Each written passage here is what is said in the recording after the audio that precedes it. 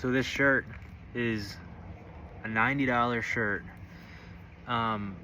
made out of 100% alpaca wool. Incoming. Here's a dog. Hey, dog. Giant dog. Really sucks that sustainability is expensive. But the fact of the matter is, I started working a very corporate job, or corporate for me. And I was having a conversation with basically the lead salesman for the company. We're talking about hemp and the really cool things that you could do with hemp. And so it was a cool, bridge to gap. Me being part hippie, him being a, white collar, very successful businessman, salesman. I'm talking about hemp, and just talking about organic, getting away from plastic, polyester, nylon type shirts.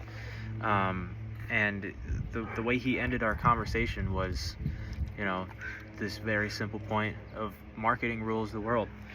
And it's not really anything I've necessarily thought of, but just him saying that, there was a lot of pieces of the puzzle that sort of connected in my head, and I was like, oh yeah. So this is a very expensive shirt, and will alpaca fiber like this ever go down in price? Probably not, but something like hemp can, because it's more sustainable than cotton. It requires less water to be grown, and there's gotta be, it's regenerative, it's a plant. Hemp, cotton, linen, technically, everything, it's all regenerative. Any of the natural fibers, that's what makes them so, so beautiful.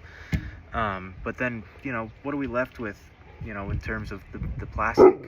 Hey, the plastic fibers in our life, nothing.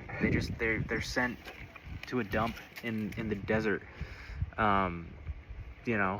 If you've seen anything about the oh god, dude, the mountains of clothing from Shein and fast fashion and stuff,